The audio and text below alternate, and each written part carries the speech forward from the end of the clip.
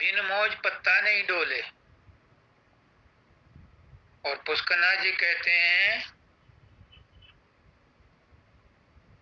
तुम कितनी कोशिश कर रहे हो, होगा वही, और जो लिखा हुआ है, और तभी होगा जब उसकी डेट फिक्स है, टाइम फिक्स है। आप लोगों को आज ये आश्चर्य होगा कि आज कबीर साहब की प्रकट्य दिवस है, प्राकट्य दिवस है। आज जेठ महीने की पूर्णिमा है। अगले महीने की पूर्णिमा को गुरु पूर्णिमा है, और पिछले महीने की पिछले महीने की पूर्णिमा को बुद्ध पूर्णिमा थी। कितना अच्छा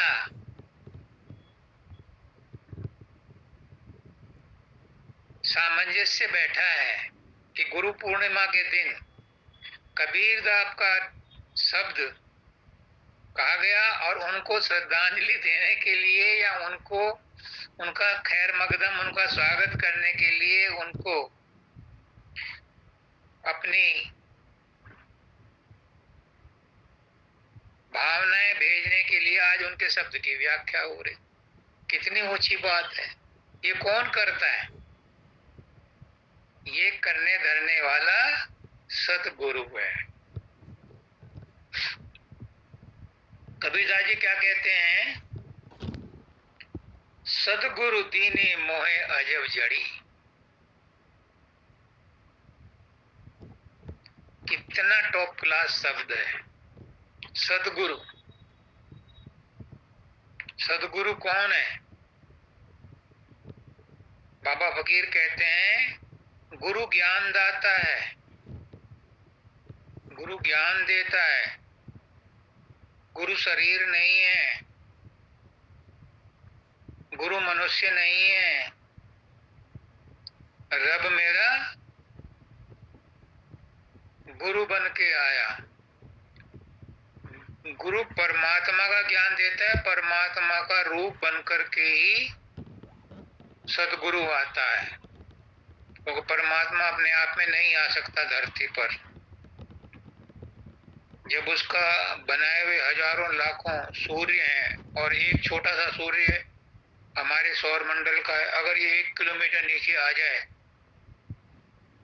तो सब जल करके राख हो जाएगा। तो वो नीचे नहीं आता परमात्मा, लेकिन आता है, सदगुरु के रूप में आता है।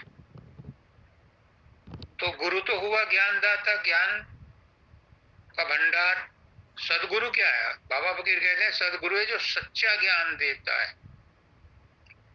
गुरु तो बहुत हैं। जब से हम जन्म लेते हैं तब से कोई कोई ना कोई, किसी न किसी प्रकार का गुरु हमारे साथ हमेशा रहता है।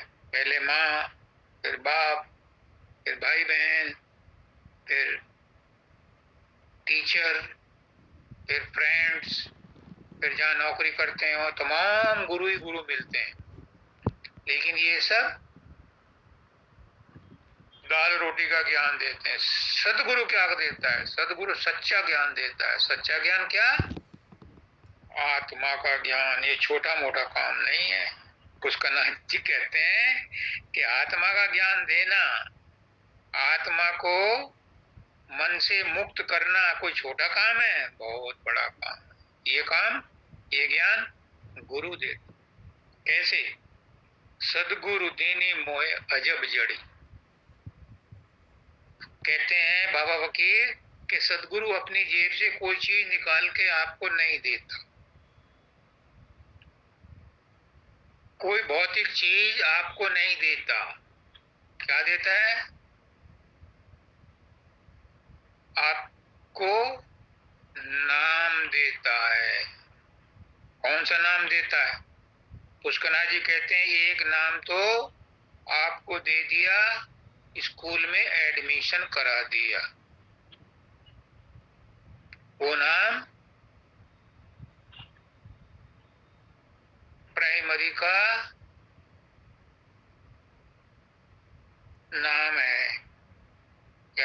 आपका स्कूल में एडमिशन हो गया। स्कूल में एडमिशन के बाद बच्चा स्कूल जाता है, यानी आप लोग सत्संग में आते हो। फिर वो पढ़ता है, ट्यूशन पढ़ता है, परीक्षा देता है, पास होता है, तब जाकर के वो स्टेप बाय स्टेप पढ़ता पढ़ता पहले हाई स्कूल करता है, फिर इंटरमीडिएट करता है, फिर वो ग्रेजुएशन करता है, पोस्ट ग्रेजुएशन करता है, इंजीनियर बनता है, डॉक्टर बनता है, और कुछ लोग पीएचडी करते हैं। तो सदगुरु क्या देता है हमें? नाम देता है। कौन सा नाम?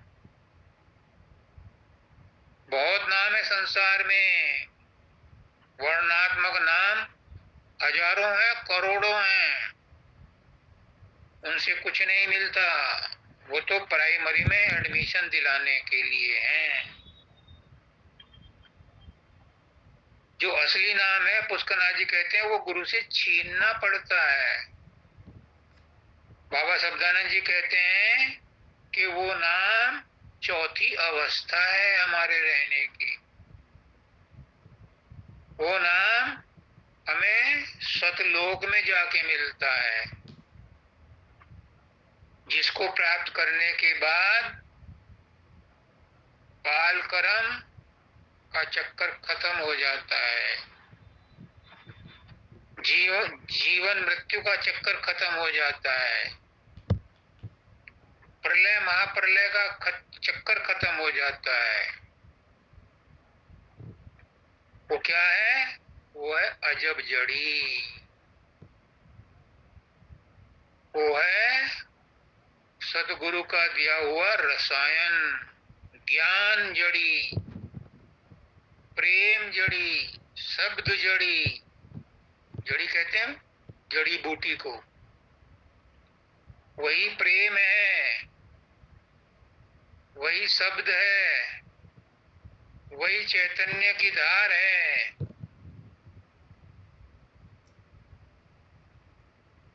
वही शब्द की धार है। और वो क्या है? जो नाम संसार में सदगुरु देते हैं, जिनको हम रोज जपते हैं, वो नाम हमें चौथी अवस्था तक नहीं ले जाते। एक दिन मैंने बताया था, आज फिर सुन लो। जो नाम वर्णात्मक दिया जाता है, जब उसको अजपा जाप करते हैं,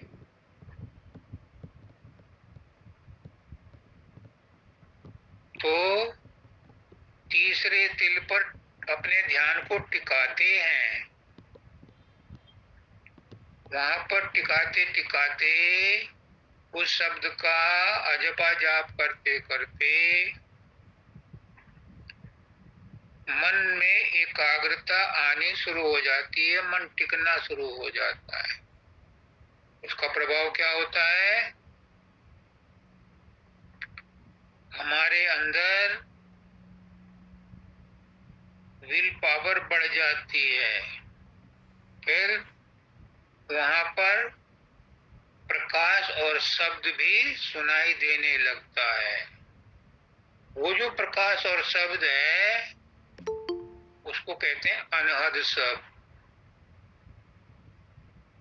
अनहद शब्द की हद है त्रिकुटी, त्रिकुटी में अनहद शब्द समाप्त हो जाता है।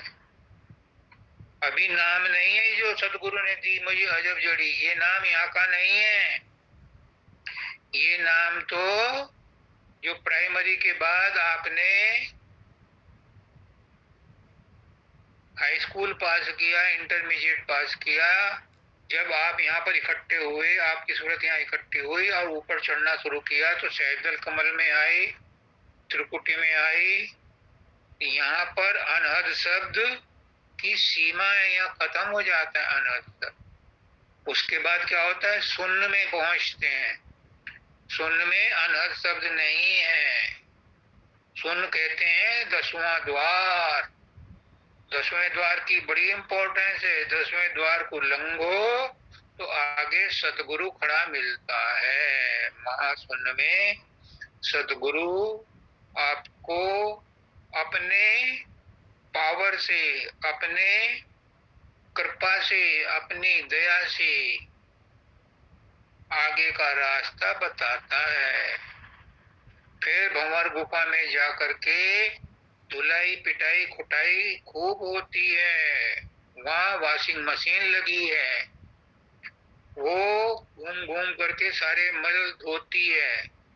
जब वहां पवित्र हो जाती है तो सतलोक में पहुंचती है। वो है नाम, वो है चौथा पद, वो है अजब जड़ी। वहां पहुंच करके अजब जड़ी मिलती है। तो किसके प्रभाव से मिली, किसकी सिफारिश से मिली, किसकी दया से मिली? सतगुरु की। सदगुरु ने पहले वर्णात्मक नाम बताया, फिर धुनात्मक नाम बताया। जो धुन मैंने बोली ना अभी, अनहद धुन, उसका अभ्यास कराया। फिर उसको छोड़ करके शून्य में गए। शून्य में से गुरु ने 10वां द्वार फोड़ा, ब्रह्मांड का नाका फोड़ा और 10वें द्वार से पार लगाया। 10वें द्वार के बाद उसने अपनी ताकत दी, अपनी प्रकाश और अपना शब्द दिया। अनर्थ नहीं, अनर्थ शब्द नहीं है काम कर रहा, अनर्थ शब्द पीछे छूट गया।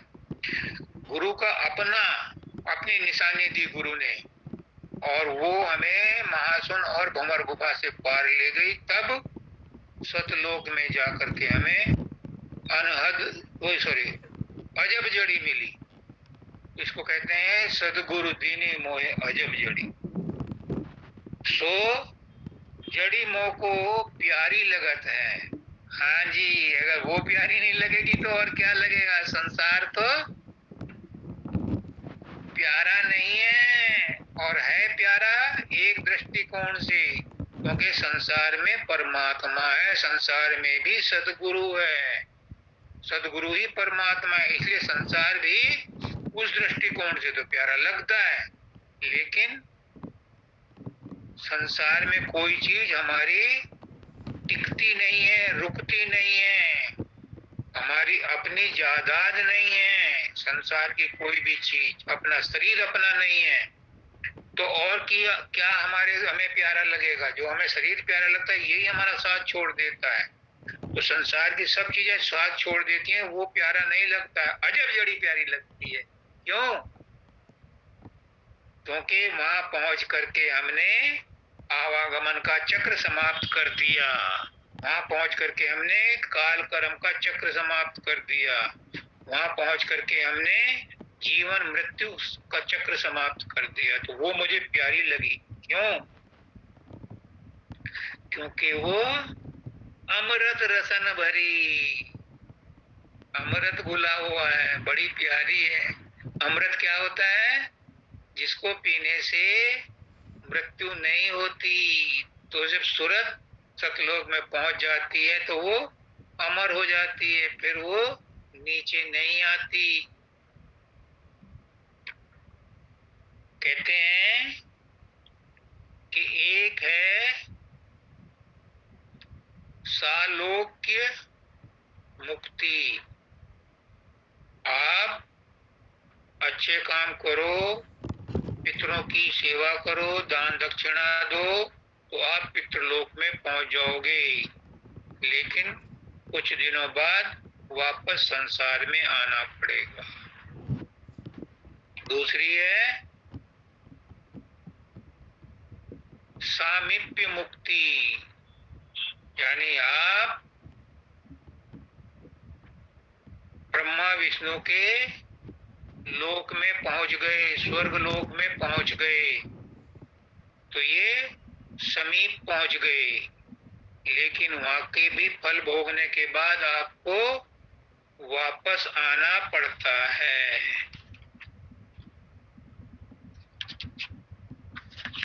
तीसरी मुक्ति है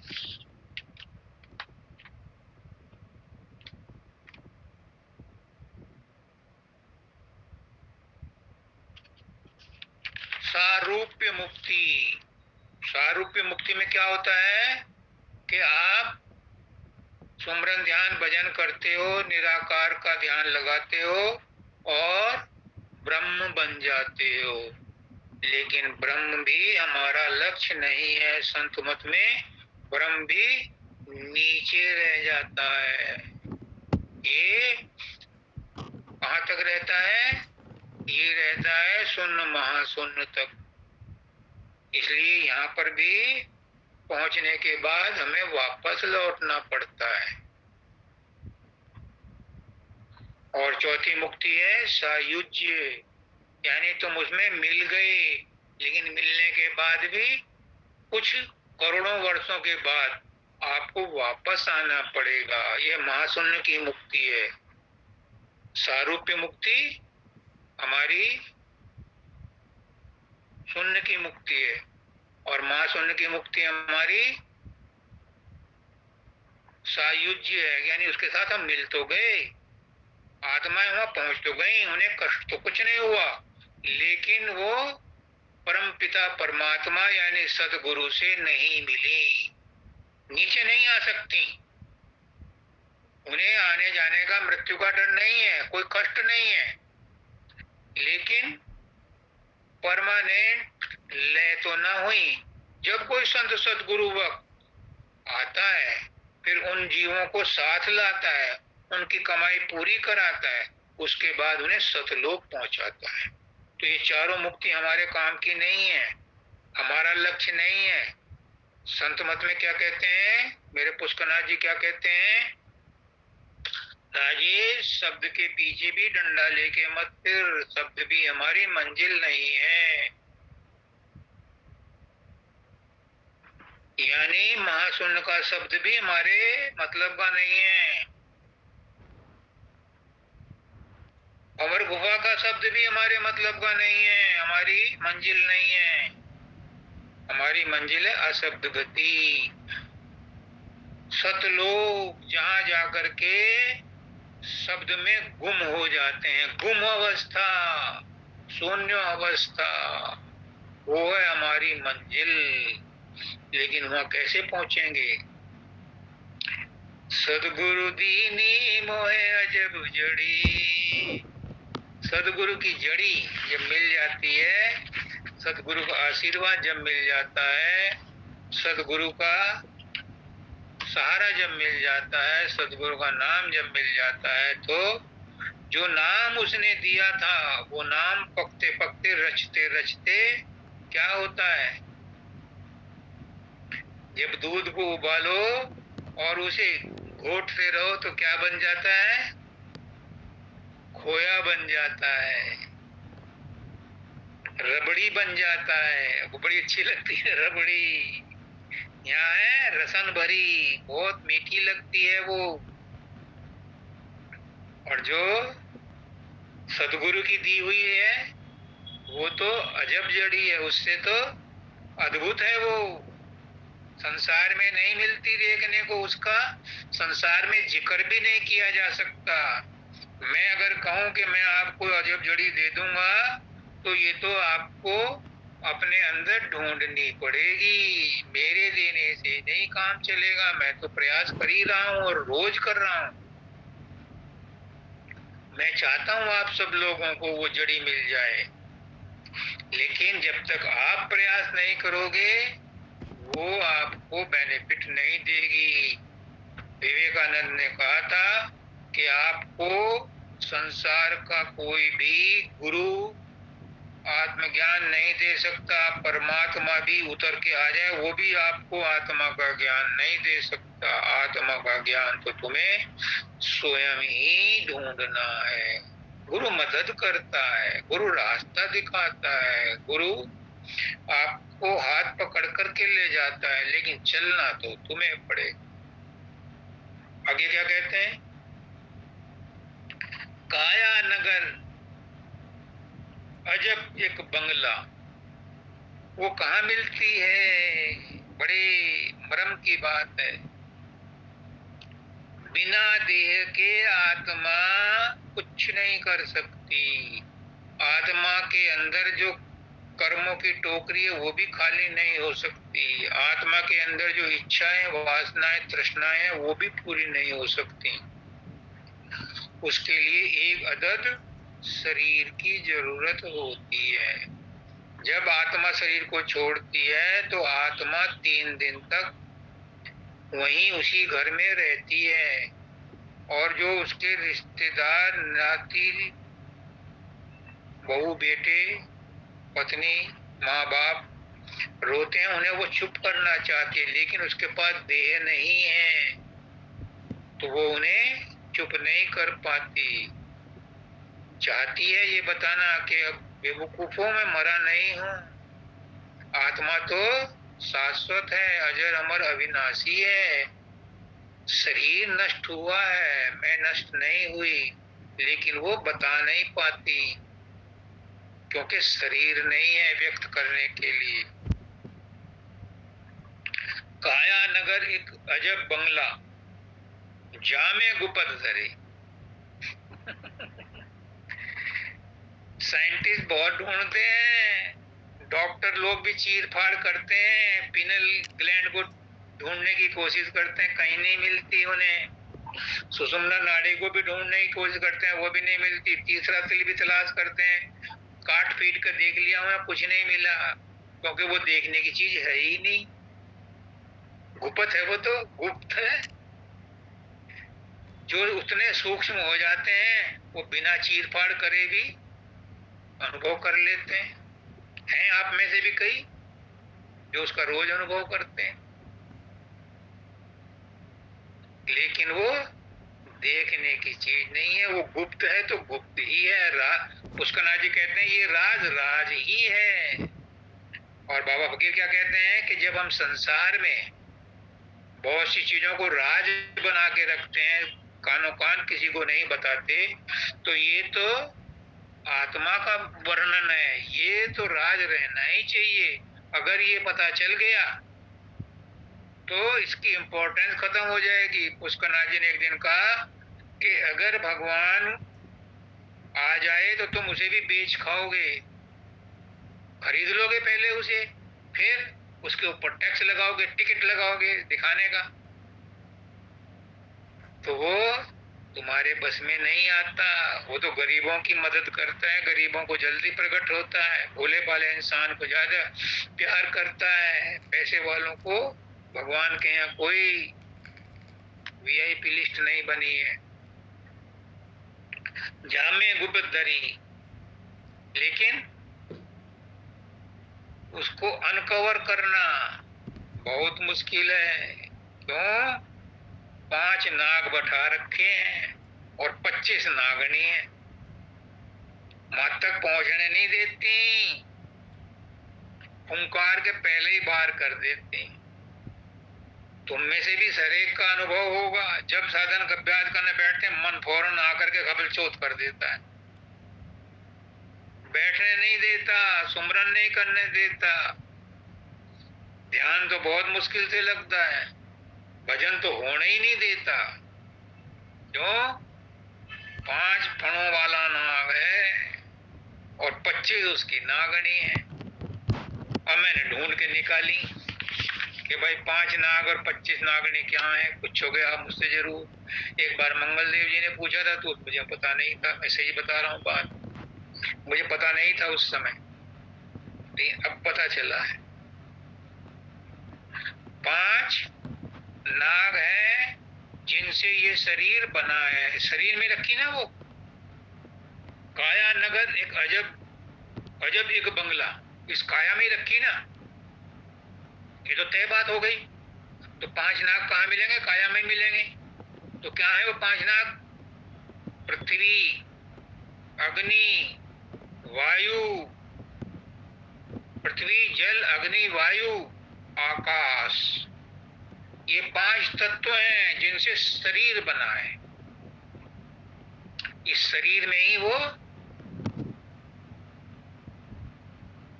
अजब जड़ी गुप्त रखी गई है।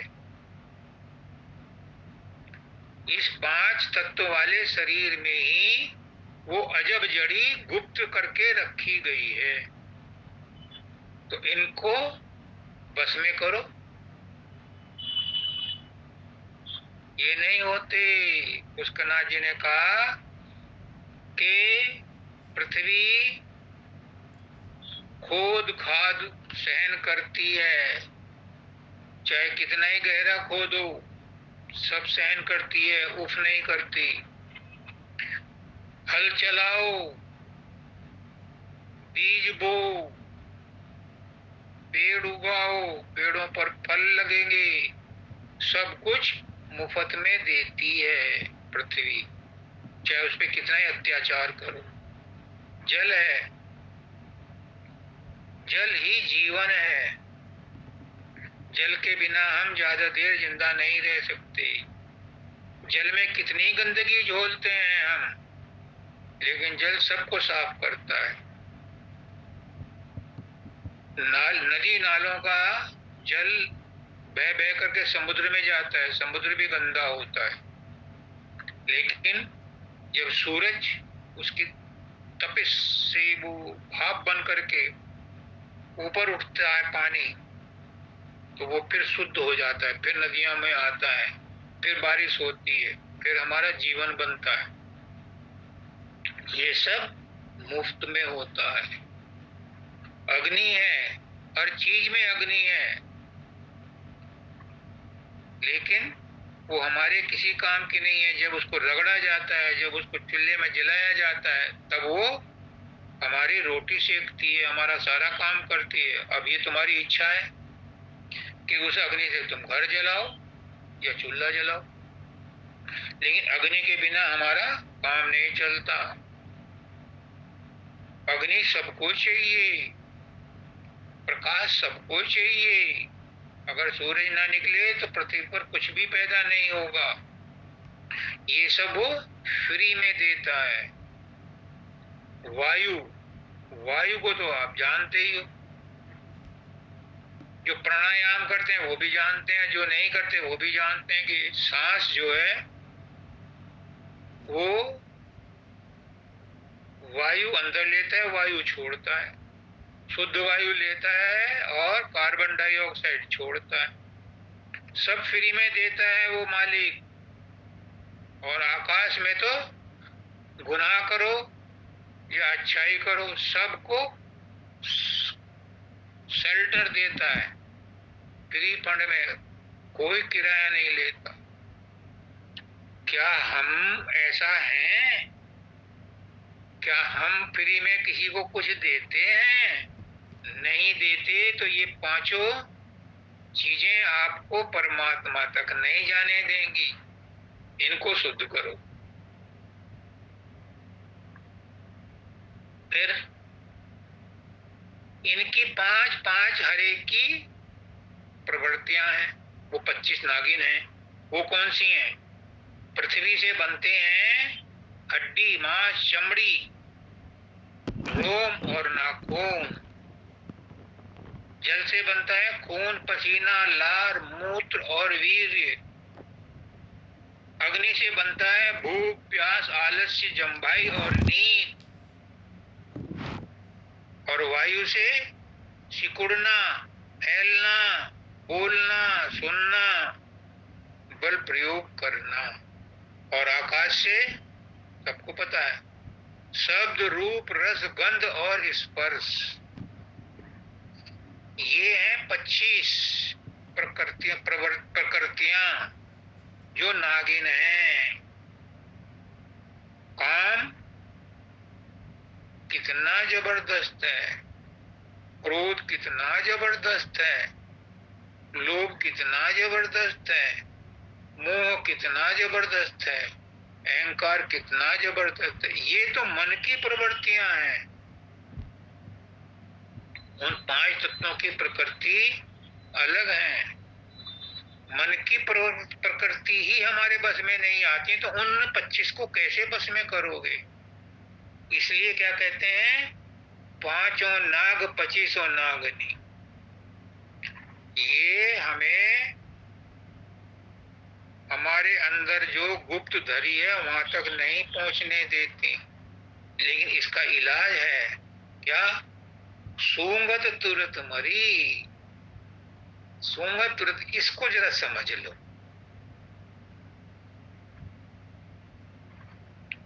मैं आपको बैकग्राउंड में ले जाता हूं। कई पिक्चर चलती है ना, फ्लैशबैक, तो फ्लैशबैक में ले जाता हूं, तब ये बात समझ में आएगी।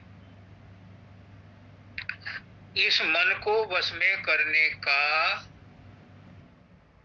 कोई स्थूल, सूक्ष्म, कारण, महाकारण ऐसा तरीका नहीं है जो मन को मार सके। जो कहते हैं मन को मार दो, वो अज्ञान में है। मन कभी नहीं मरता। अगर मन मर गया तो हम भी मर जाएंगे, क्योंकि मन है सूक्ष्म शरीर, और सूक्ष्म शरीर के बिना स्थूल शरीर कायम नहीं रह सकता। कारण शरीर भी नहीं रहेगा अगर सूक्ष्म शरीर नहीं रहेगा। सूक्ष्म शरीर इन बिटवीन है, ऊपर कारण शरीर, नीचे स्थूल शरीर, बीच में सूक्ष्म शरीर मन है। तो ये इतना ही इंपॉर्टेंट है जितना कि सांस लेना।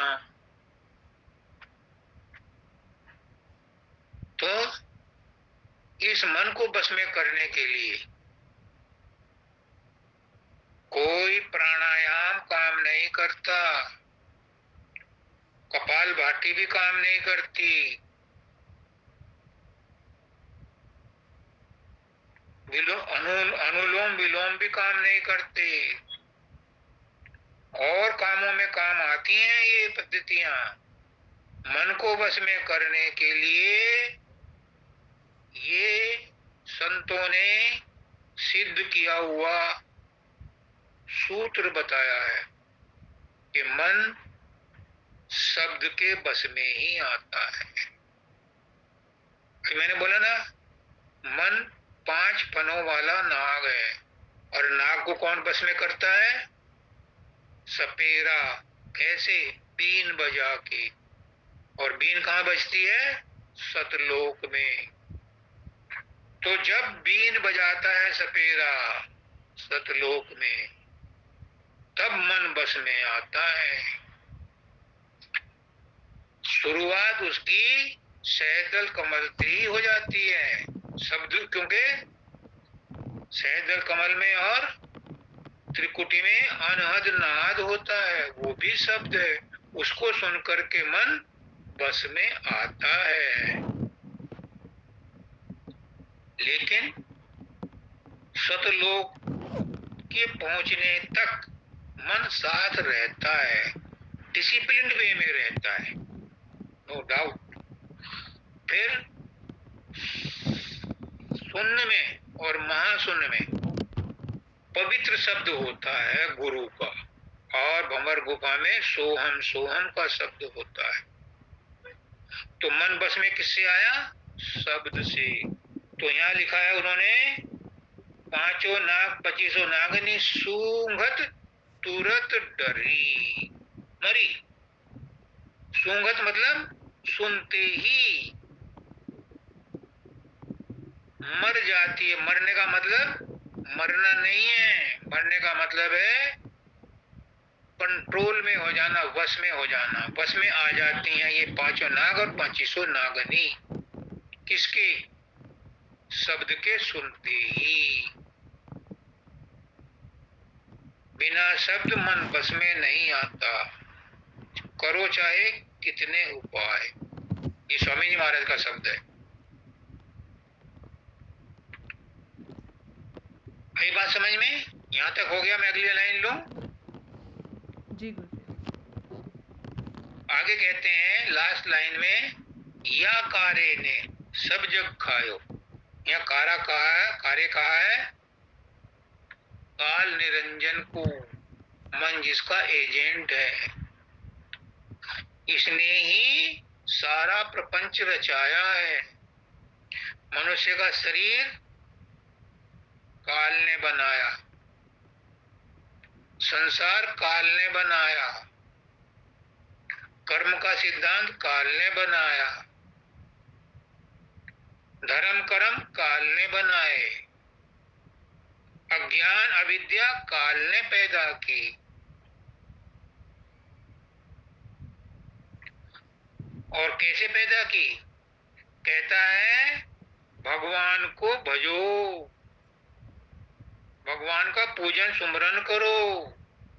और भगवान का रूप कौन बनाता है? मन। तो ये अपनी ही पूजा कराता है, मन ही पूजा कराता है। और जो पूजा करते हैं उनको भी खा जाता है। जो विष्णु की पूजा करते हैं विष्णु के दूध उन्हें ले जाते हैं। जो शिव की पूजा करते हैं शिव के दूध उन्हें ले जाते हैं। जो किसी देवी देवता की पूजा करते हैं यमराज के दूत उन्हें ले जाते हैं। क्यों? क्योंकि ये जिनकी पूजा करते हैं वो उनको भ्रमित करके और पूजा पाठ में लगाते हैं ताकि ये सदगुरु के पास ना जाएं, ये अपने निज देश ना जाएं, घूम फिर करके यहीं रहें। किसी को गोलोक दे दिया, किसी को कृष्ण लोक दे दिया, किसी को स्वर्ग लोक दे दिया, किसी को राम लोक दे दिया। भुगतो और भुगत के फिर यहीं आ जाओ। ये जाने नहीं देते ये निरंजन ने, काल निरंजन ने इतना बड़ा रचना रच रखी है। या कार्य ने सब जग खायो। इस काल निरंजन ने बहुत प्रपंच मचाया हुआ है, हर एक को बस में किया हुआ है, हर एक को बरगलाया हुआ है। लेकिन स्वामी जी महाराज ने लिखा है, वो कहते हैं जब स्वामी जी महाराज ने कहा है कि सतगुरु सतलोक से आता है, अनामी धाम से आता है अपने जीवों को ले जाने के लिए, लेकिन जीव उसे पहचानते नहीं। मैंने पिछली बार कहा था कि रसा का एक बादशाह था पीटर। जब वो बादशाह बना तो पता चला कि उसके रूस से बहुत सारे नागरिक पड़ोसी देशों में चले गए। तो उसने उपाय सोचा कि इनको मैं लेके आऊं। तो उसने भेष बदला और मजदूर बन करके स्विट्जरलैंड गया या नीदरलैंड गया, कोई भी जगह गया जहां उसके ज्यादातर आदमी थे। वो उनके साथ मजदूरी करता था। शाम को रशियन भी बोलता था तो उन लोगों को प्रभाव पड़ा कि भाई ये तो हम जैसा ही आदमी है, नया आया है। फिर कुछ दिनों बाद उसने जिक्र छेड़ा कि भाई तुम अपने देश रूस क्यों नहीं जाते? अगमा का राजा तो बदमाश है। तो उसने कहा कि वो राजा तो बदल गया, अब तुम चलो। तो 2-4 साल बाद उनके साथ रह करके वो देश लौटने लगा। उसने कहा मेरे साथ जो जो चलोगे मैं मेरी बादशाह से दोस्ती है, मैं तुम्हारी गुनाह माफ करा दूंगा, तुम्हें रहने के लिए वहां सम्मान मिलेगा, चलो।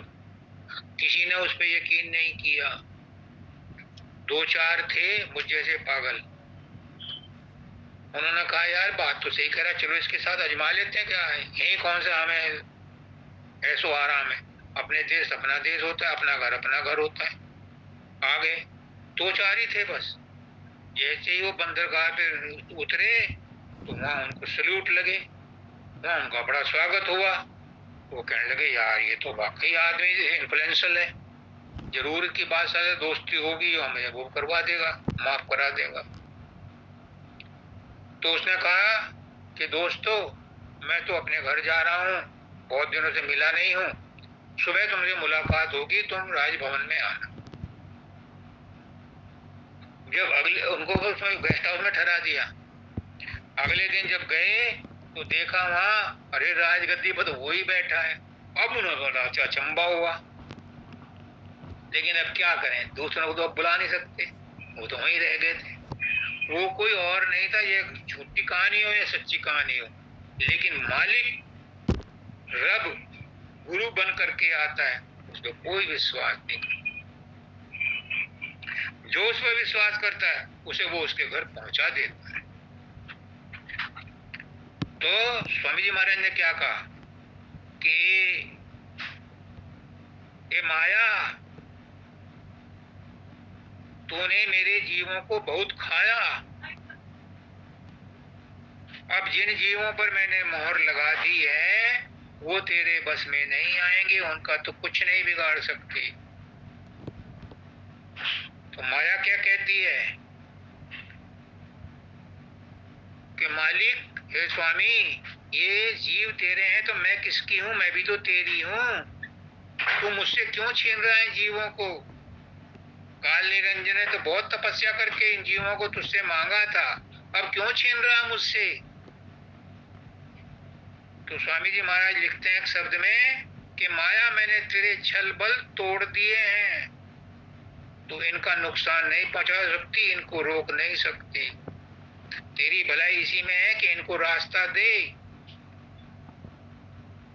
रास्ता दे या ना दे, लेकिन जिस पर सदगुरु की मोहर लग जाती है, जो सदगुरु के द्वारे आता है, उसको काल नहीं रोक सकता। इसीलिए कहते हैं संत मत में, गुरु बिना गत नहीं, गुरु बिना मत नहीं। जो गुरु के द्वारे मुझसे मिलने आएगा उसे मैं मिलूंगा, यानी गुरु की मार्फत जो भी जीव सतलोक में जाएगा उसे बोर्डिंग पास मिलेगा, उसे उड़ने की छूट मिलेगी, परमिशन मिलेगी। इसलिए सदगुरु की इंपॉर्टेंस है। तो काल माया भी उसको नहीं रोक सकती जिसके ऊपर सदगुरु का ठप्पा लग गया, सदगुरु की मोहर लग गई।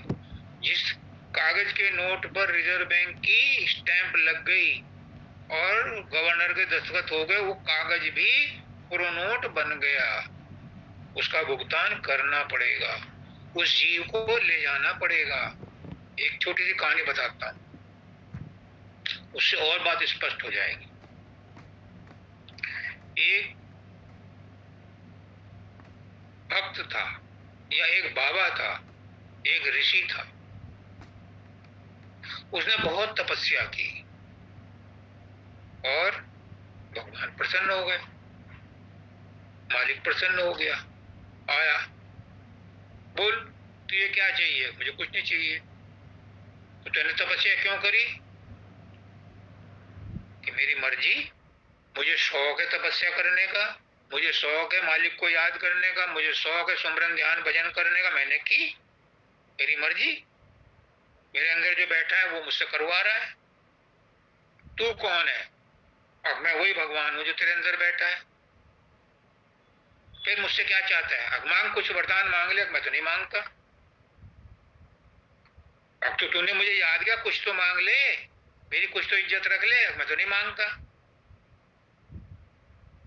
मेरा इतना ही बहुत है कि तू मेरा गुलाम हो गया। अभी तो पुष्करनाथ जी कहते थे कि गुरु से प्रेम करो, गुरु तुम्हारा गुलाम हो जाएगा, फिर तुम उसे उंगलियों में नचाना। लल्ला, हम छाछ देंगे तुझे, नाच। वो नाचते थे, क्या छाछ के लिए नाचते थे? नंद बाबा के यहाँ छाछ कम थी? तो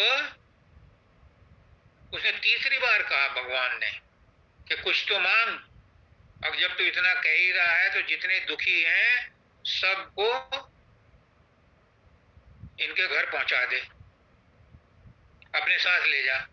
उसने कहा ये तो नहीं मैं कर सकता। अब तो तुझे किसने कहा था मुझसे कि तू मुझसे कहो कि मैं तुझसे कुछ मांगू? जब मैंने मांगा तो तुझे नहीं सकता, तो फिर तू क्यों आया? किस तरह का, किस काम का भगवान है? तो पता है भगवान ने, मालिक ने क्या कहा उसे कि देख, मैं तो ये नहीं कर सकता, पर तुझे मैं ये अथॉरिटी देता हूं कि जिसको तू तार देगा उसको मेरे यहाँ कोई रोकेगा नहीं, वो सीधा एंट्री करेगा मेरे पास। उस दिन से संत महात्मा यही काम कर रहे हैं, लेकिन कोई उनकी कदर नहीं जानता। सतगुरु परम दयाल रे, कोई कदर न जान। बहुत दयालु हैं सतगुरु, परम दयालु हैं, लेकिन उनकी कोई कदर नहीं जानता। सदगुरु परम दयाल रे, कोई कदर न जाने, घट तेरे में प्रकट कराए, रूप अपना विशाल रे, कोई कदर न जाने। बहुत दयालु होते हैं सदगुरु, और उसी दिन से वो ये काम कर रहे हैं, लेकिन कोई सदगुरु की बात पर भी विश्वास नहीं करता, और अगर करता भी है तो उसमें एडजस्टमेंट करके करता है, उनके मीनिंग चेंज कर लेता है, अपनी सहूलियत के हिसाब से उनमें तब्दीली कर लेता है। नतीजा क्या होता है कि जो रिजल्ट मिलना था वो नहीं मिल पाता। तो क्या हुआ, इस कार्य ने सब जग खायो, सदगुरु देख डरी। उस दिन से, जब से स्वामी जी महाराज ने उस तब लिखा या उससे पहले, कि सदगुरु को देख करके काल भी और माया भी डरते हैं। क्यों? क्योंकि सदगुरु की अथॉरिटी है,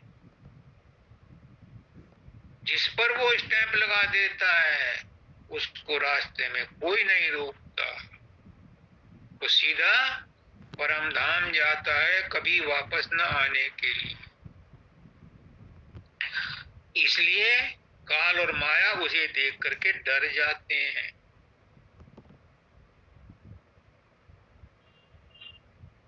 लेकिन उस डर का क्या फायदा कि हम उस गुरु की बात को भी नहीं मानते। कहते हैं गुरु जी आप बात को समझते नहीं हो। बाबा फकीर को कहते थे उनके ट्रस्टी, महाराज जी आप बात को समझते ही नहीं हो। यानी जो परम संत मालिक के कुल का अवतार थे, उनको कहते हैं कि महाराज जी आप बात को समझते ही नहीं। क्यों? हम अपने आप को बड़ा भारी वो समझते हैं, होशियार। हम अपने आप को बड़ा भारी होशियार समझते हैं, गुरु को अपने से कम होशियार समझते हैं। हम पुस्तकें पढ़ पढ़ करके ज्ञानी हो जाते हैं, गुरु को समझते हैं कि ये कुछ नहीं जानता। मुझे कह दिया था एक बार, क्या नाम, पुष्कर जी ने, तो बहुत किताबें पढ़ता है। मैंने कोई किताब नहीं पढ़ी और गुरु कोई किताब नहीं पढ़ता। लाइव एग्जाम्पल है, मानव दयाल जी महाराज पैदाइशी संत थे, उनका घर मुल्तान में था, उनके घर की जोड़ी को वहां के लोग मत्था टेक के जाते थे, वो गुरुओं का घर था। और फिर मानव दयाल जी खुद फिलोसफी के प्रोफेसर हुए, टीचर भी बने, तो गुरु ज्ञान आत्मज्ञान ही पढ़ाया उन्होंने। तो उन्होंने कोई गुरु नहीं किया था कि मुझसे बड़ा कोई मिलेगा तो मैं करूंगा, छोटे को गुरु क्यों करूं। जब वो अमेरिका में डेपुटेशन पर गए थे और वहां से लौट के आए, तो अपने जीजा के घर में दिल्ली में ठहरे।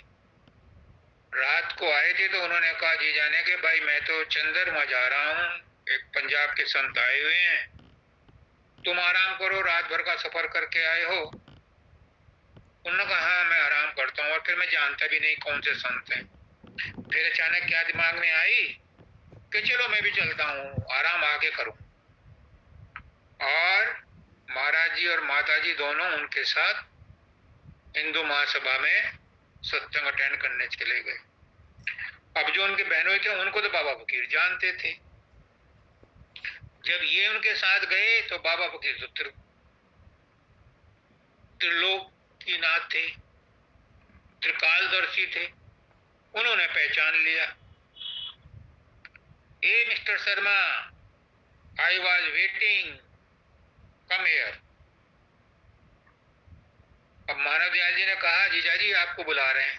तो जब जीजा जी आगे चलने लगा, no no no, you do not come, mister Sharma you come. अब जब उनकी तरफ इशारा करके कहा है तो मानव दयाल जी कहते हैं ये मुझे कैसे जानता है बुढ़ा। जब वो पास में आए तो उन्होंने पहचान लिया, ओहो 15-16 साल पहले ये मेरे स्वप्न में आए थे, इन्होंने मुझसे कहा था कि मिस्टर शर्मा तू फिलोसफी पढ़ाने नहीं आया, मेरे पास आ, मैं तुझे बताऊंगा तुझे क्या पढ़ाना है। इन्होंने वो पहचान लिया। जैसे ही वो वहां गए तो उन्होंने अपने सारी माला गले की उतार के इनके गले में डाली और अपने पास बड़ा उसमें स्टेज पे बैठा लिया। अब ये मन ही मन सोचने लगे कि वो स्वप्न तो मैंने देखा था, इन्होंने मुझे कैसे पहचान लिया। फिर उनको याद आया कि जो विवेकानंद थे, जब वो पहली बार गए रामकृष्ण परमहंस के पास, तो रामकृष्ण परमहंस ने उन्हें छूटते कहा, नरेंद्र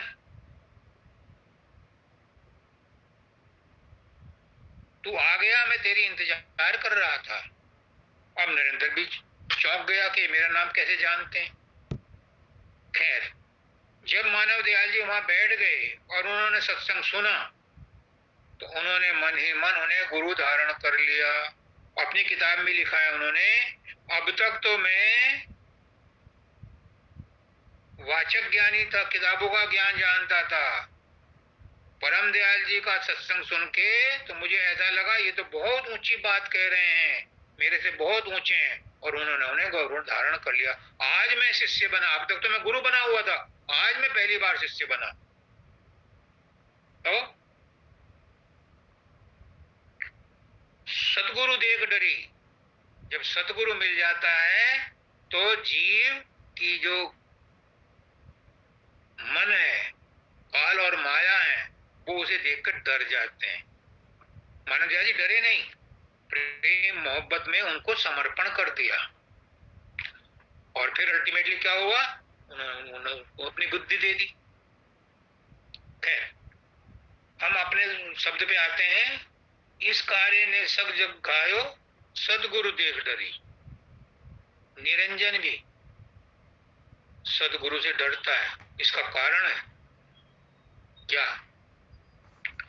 माया और ये काल निरंजन सतलोक में जा नहीं सकता, इसे फटकार लगी हुई है, ये एंटर नहीं कर सकता। वहां जीव जा सकता है, जिसको सदगुरु अपनी मोहर लगा देगा वो जीव सतलोक चला जाएगा, यानी लौट करके अपने निज धाम चला जाएगा। और काल और माया जो इस संसार में रहते हुए इसके ठाकुर हैं, इस पर रूल करते हैं, इसको नचाते हैं, इसको दुखी करते हैं, वो काल और माया लाचार होकर के सतलोक में नहीं लौट सकते, नहीं जा सकते, जीव जा सकता है। इसलिए वो जो ज्योति निरंजन है, वो जो काल है, माया है, वो सदगुरु को देखकर डर जाती है कि इसकी पावर है, ये जीव को ले जा सकता है।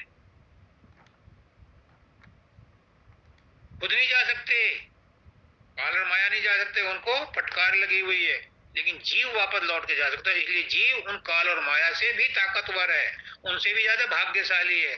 लेकिन हम अपने औकात भूल गए, अपना नाम भूल गए, अपना पता भूल गए, और हम मैं करते हुए काल और माया के भी बस में हो रहे हैं, मन के बस में हो रहे हैं, और अपने आप को असहाय मान रहे हैं। जबकि हम असहाय नहीं, हमारे अंदर वो परम पिता परमात्मा सर्वशक्तिमान मालिक के कुल बैठा हुआ है, उसकी अंश हमारी आत्मा अजर अमर अविनाशी है, और उसका कोई नुकसान नहीं पहुंचा सकता। काल और माया भी उसके शरीर को ही खाते हैं, आत्मा को नुकसान नहीं पहुंचा सकते। तो फिर डरने की क्या बात,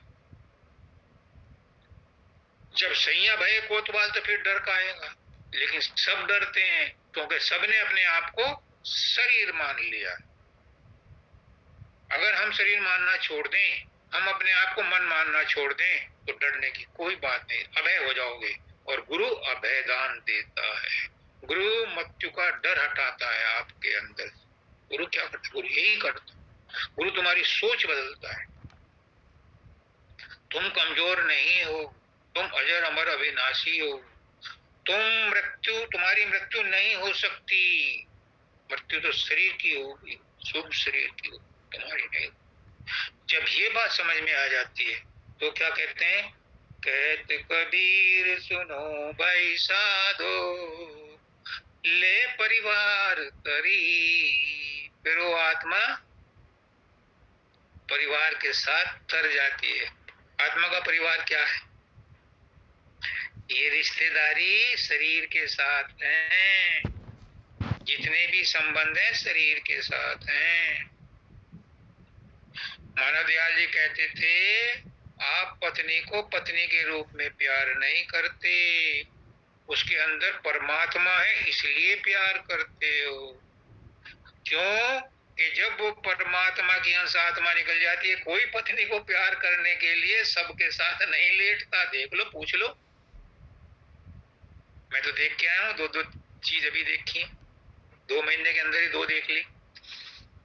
जब तक उसके अंदर परमात्मा है तब तक उसे प्यार से गले लगाते हैं, और जब उसके अंदर से परमात्मा की अंश आत्मा निकल जाती है तो कहते हैं डेड बॉडी।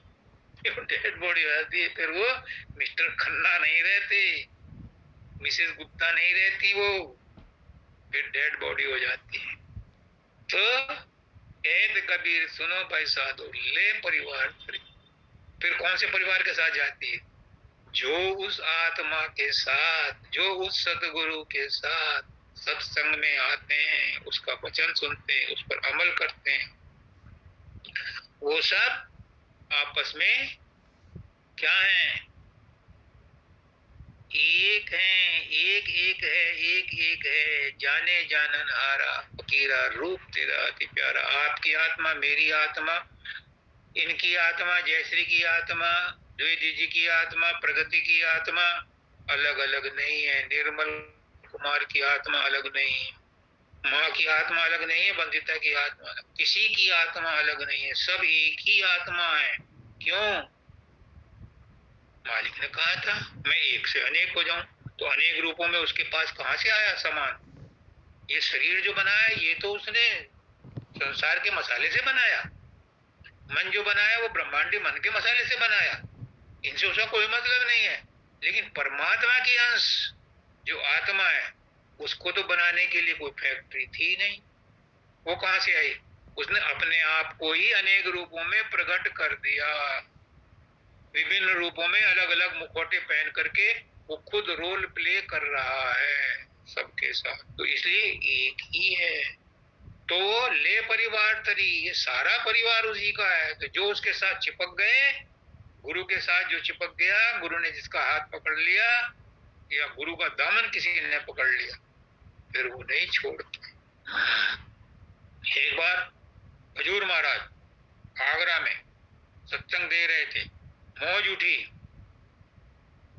सत्संग देने के बाद 2 बार संगत के बीच में से इधर से उधर, उधर से इधर आए, और एक बार तो डिक्लेयर कर दिया, तुम मुझे वैसे नहीं पकड़ सकते, मेरा दामन ही पकड़ के दिखा दो।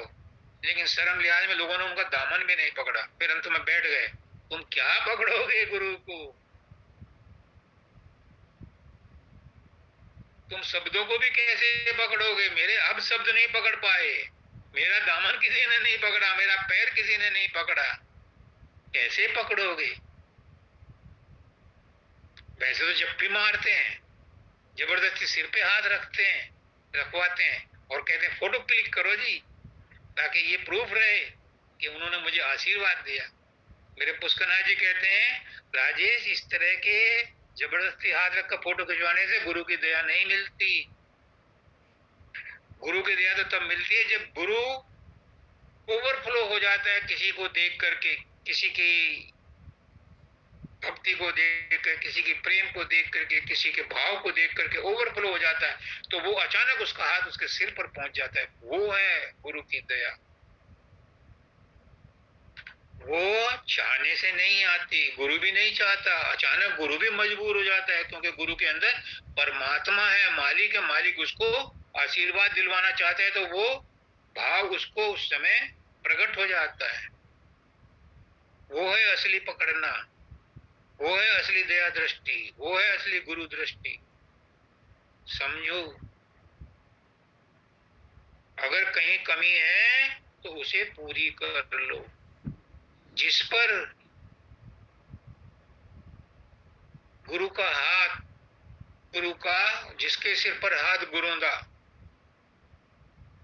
उन्होंने कांधा डरबे लोगो, एक पंजाबी भजन है, जिसके सिर पर हाथ बुलंदा, उन्होंने कांधा डरबे लोगो। उनको किस बात का डर, जिनके सिर पर गुरु का हाथ है। लेकिन वो गुरु का हाथ वो वाला नहीं जो जबरदस्ती रखवाया गया है, वो वाला हाथ है जब वो प्यार मोहब्बत में किसी के भाव को देखकर उमड़ पड़ता है और कह देता है जा तेरा आखिरी जन्म है। अगर पुष्करनाथ जी कहते हैं, अगर मेरी कोई इस बात पर विश्वास कर ले कि गुरु ने आज मुझे आशीर्वाद दिया, जा तेरा आखिरी जन्म है, अगर वो डेड ब्लाइंड फेथ कर ले उस पे, तो उसको कुछ करने की जरूरत नहीं।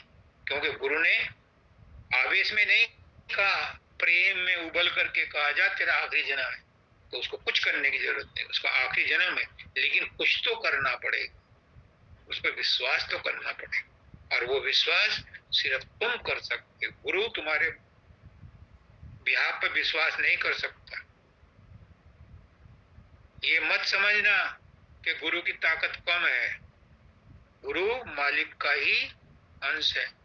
लेकिन किस पर निकलती है वो ताकत, किसको प्रभावित करती है? जो उस साथ जुड़ जाता है, जो उसके साथ एक हो जाता है। तुम चाहो कि मेरे कहने से किसी के लिए दया दृष्टि कर दें, इम्पॉसिबल। बाबा फकीर ने साफ मना कर दिया था। एक आदमी आया, महाराज जी मेरा लड़का गलत सोसाइटी में फंस गया, उसे बचाओ। उसने कहा लड़के को लाओ, वो तो नहीं आता, तो मैं कुछ नहीं करता। मना कर दिया था साहब। क्यों? गुरु किस पर दया करता है, कैसे दया करता है? गुरु आंखों में आंखें डाल के दया करता है। गुरु सिर पर हाथ रख करके अपनी एनर्जी उसे ट्रांसफर करता है। ऐसे होती है दया। गलतफहमी में मत रहना, मुझे माफ करना। मैं जो शब्द बता रहा हूं, मैं जो आज कह रहा हूं, ये तीनों लोकों में नहीं मिलेंगे, ये पूरे ब्रह्मांड में कहीं नहीं मिलेंगे जो मेरे मुंह से निकल रहे हैं, क्योंकि ये मालिक कहलवा रहा है।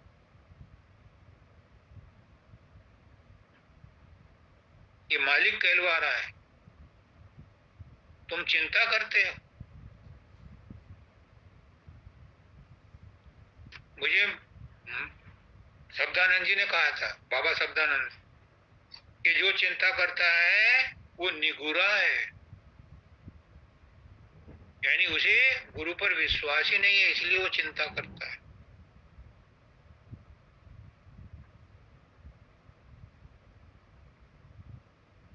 फिर पुष्करनाथ जी कहते हैं कि तुम किसी को अपने कर्मों में से अच्छे कर्म नहीं दे सकते, किसी के बुरे कर्म अपने साथ शेयर नहीं कर सकते। जो जिसके भाग्य में है उसे वो भोगना पड़ेगा। गुरु को विशेष पावर है कि वो कर सकता है, लेकिन किनका करता है? जो उससे प्यार करते हैं। गुरु चलते जाते का हाथ नहीं पकड़ता। पुष्करनाथ जी ने कहा मैं उसी पर कायम हूं। कोई चलते जाते का ये कहने लगे कि इसके ऊपर दया कर दो, गुरु को नहीं कर सकता, क्योंकि वो उसके साथ जुड़ा हुआ नहीं। मत परेशान हो, संसार में कोई तुम्हारा सगा नहीं है। जिसने उसे पैदा किया है उसकी रक्षा वो स्वयं कर रहा है। जब उसके समय आएगा तो उसका हृदय परिवर्तित होगा, उसकी परिस्थितियां भी बदलेंगी। ऐसे ही चलते जाते का हाथ गुरु नहीं पकड़। क्यों? क्योंकि गुरु को फिर भुगतना पड़ता है, गुरु को वो कर्म अपने ऊपर लेने पड़ते हैं। शब्दानंद जी कितने बीमार रहे, पुष्करनाथ जी भी बहुत बीमार थे रहे, कोरोना में ही रहे, उससे पहले भी रहे। मानव दयाल जी कितने बीमार रहे, बाबा फकीर कितने बीमार रहे, स्वामी जी भी रहे, बाबा सामन सिंह जी भी रहे बीमार। क्यों? क्योंकि इन्होंने कर्म लिए थे, वो भुगतने पड़ते हैं। एक दिन हम अहमदाबाद जा रहे थे, मैंने पुष्कर नाथ जी का हाथ देखा तो यहाँ से यहाँ तक काला हो रखा था,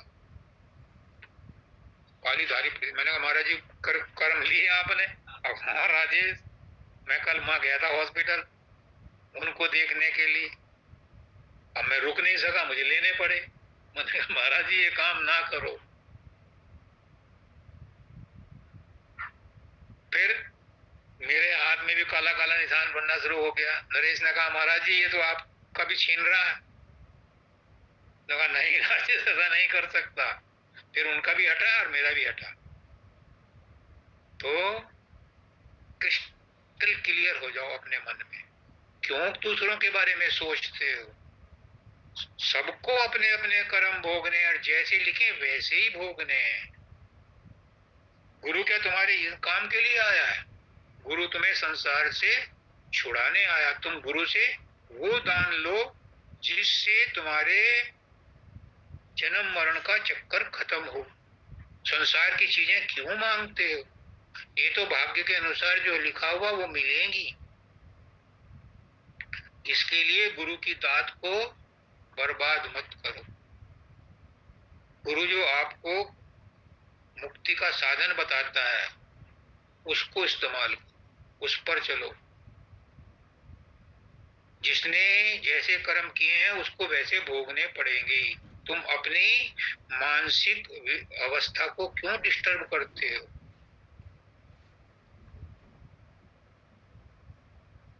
अब मेरा लड़का है, अपने ग्रैंडसन के लिए परेशान है, मुझसे बात करता रहता, मैं चुप रहता, क्योंकि घर में एक को तो स्थिर रहना चाहिए। तो मैं स्थिर होकर के उनकी बात सुन लेता। होगा वही जो उसके भाग्य में लिखा है।